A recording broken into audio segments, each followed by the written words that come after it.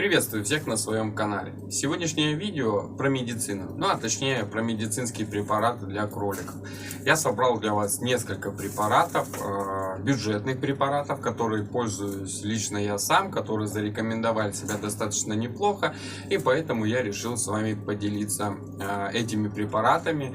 Расскажу вам, что это за препараты, от чего они, и как они в принципе работают. Но самое главное, что они продаются не только в ветаптеке, а некоторые даже не продаются в ветаптеке, но продаются в человеческой аптеке. Тем самым это позволяет нам с вами не искать ветеринарную аптеку, а просто поехать в обычную и купить их. Давайте не будем затягивать этот ролик и начнем с первого препарата.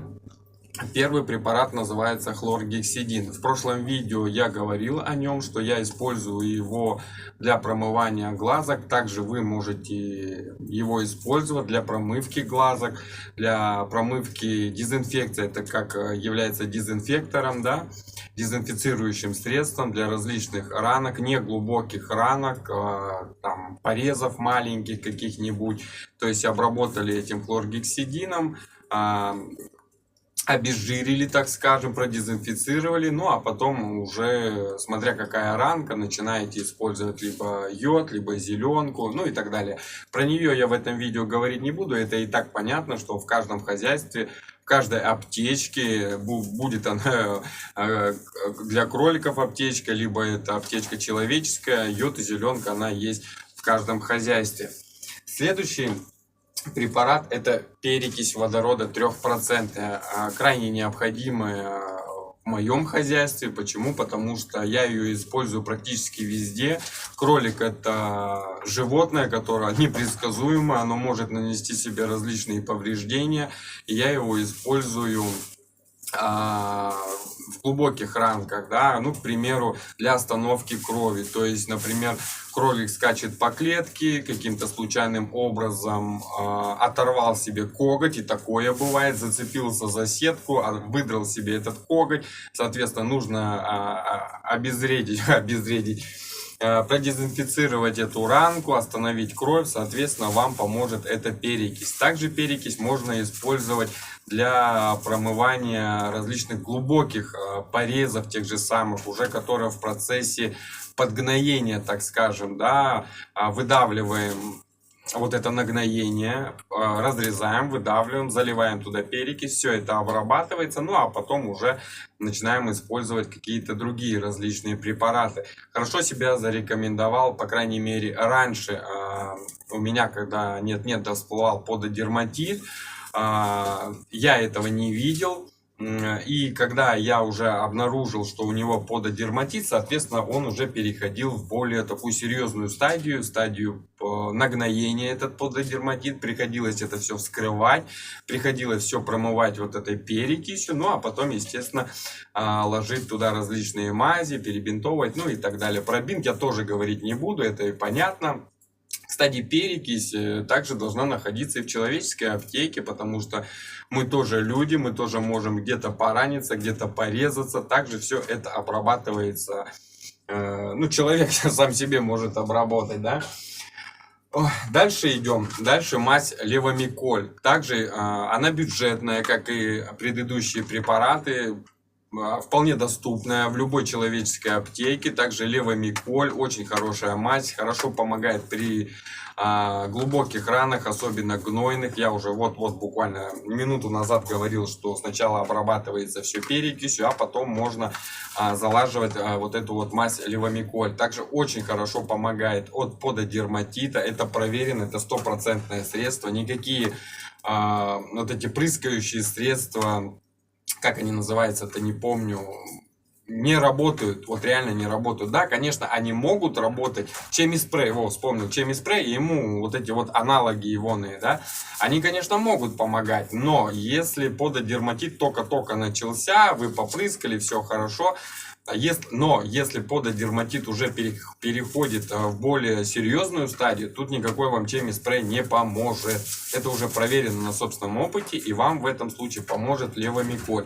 Также от различных других ран глубоких, к примеру, кто дает сено, попадаются различные колючки, кролик наступает лапой, колючка впивается ему в эту лапку, соответственно, вы этого не видите, кролик вам об этом не говорит, соответственно, ранка начинает гноиться, и где-то уже в конце, да, когда кролик уже не может наступать на эту лапу, вы начинаете уже видеть это, начинаете смотреть, а там уже лапа кролика опухшая. Соответственно, что вам нужно делать? Вам нужно все вскрывать, все промывать. Вот поэтому вам и поможет вот этот мазь Левомиколь. Все это вырезается, все это вымывается. Залаживается мазь, забинтовывается.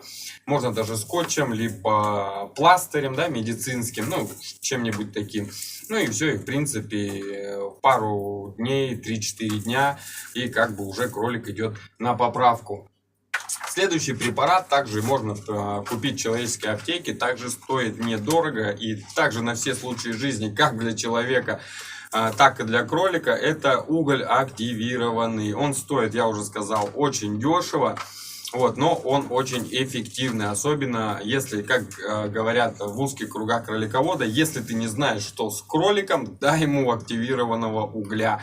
Вот, ну это, конечно, так мы между собой говорим, но на самом деле он очень хорош, особенно как действительно, да, когда ты не знаешь, что с кроликом, то ли он отравился, то ли что с ним, ну вот он перестал есть, там он начал худеть, к примеру, или еще что-нибудь, вы не знаете, вы не возите кролика сдавать анализы и так далее, даете ему этого активированного угля. Возможно, он чем-то траванулся, отравился, да, вы же не знаете, все, даете там 5-6 таблеток, ну, смотря какой кролик. Если кролик большой, вообще можно целую конвалюту, да, тут, по-моему, 10 этих штучек, если я не ошибаюсь, 2, 4, 6, 8, 10 штук. А взрослого кролика, в принципе, можно использовать все вот эти, не одну, не две, потому что толку от этого не будет. Вот. Можно использовать целую вот эту вот конвалюту. Если кролик маленький, 3-4, не воду разводить, да, разводится это все в один шприц и выпаивается крольчонку в рот. Также при... да, я сказал уже при отравлении, да, при вздутии также очень хорошее средство. Если кролика вздуло, первое, что вам нужно сделать, это пропоить его активированным углем, а потом уже начинать применять, ну, другие препараты. Об этом мы еще поговорим потом. В следующих видео я вам расскажу, как я борюсь в своем хозяйстве со вздутиями, с запорами. У меня тоже такое есть, и, ну, это уже только в следующих видео. Все, также стоит копейки, также можно приобрести в любой человеческой аптеке и очень-очень помогает вот в таких вот нестандартных ситуациях. Ну и напоследок вот такая вот присыпка, так скажем, тетрациклин называется. Он вот находится вот в таких вот пакетиках маленьких. Ну, есть, конечно, и большие, но они дорогие. Маленькие пакетики по 6 грамм стоят не так дорого. Это аналог стриптоцита, да, кто знает, что такое стриптоцит и сталкивался с ним, тот, ну, меня поддержит, да, и скажет, что это необходимая вещь.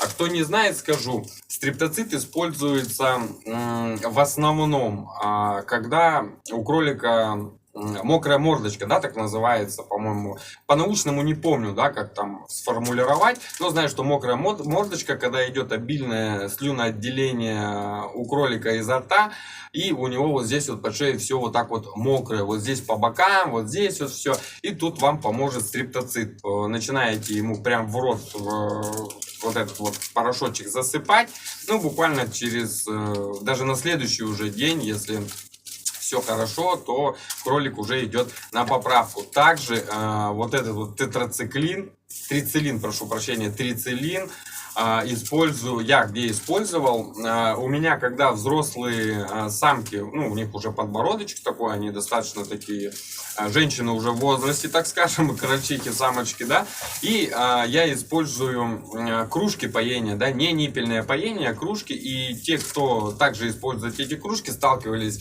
с тем, что самка, когда ей жарко, она подбородком, либо когда пьет, либо когда просто лежит, вот этот вот свой подбородок, она ложит в эту кружку. Естественно, он намокает. Соответственно, мы вроде как бы смотрим, ну ничего страшного. Потом она садится как-нибудь в другую позу. Этот подбородок у нее прячется, вот это мокрое, да, где она намочила.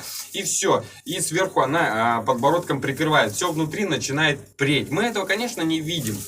Вот, ну сидит самка, ну и сидит, а уже процесс вот этот вот нагноение, так скажем, да, он уже идет. И потом, когда мы видим, естественно, это уже последняя таки стадия, да, у нее уже все здесь начинает лысеть, уже начинает гноиться.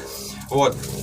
И здесь нам поможет вот этот тетрациклин. Естественно, сначала мы все вот это обрабатываем хлоргексидином, все убираем, всю вот эту шерсть, которая уже самостоятельно начинает отваливаться, мы ее начинаем убирать.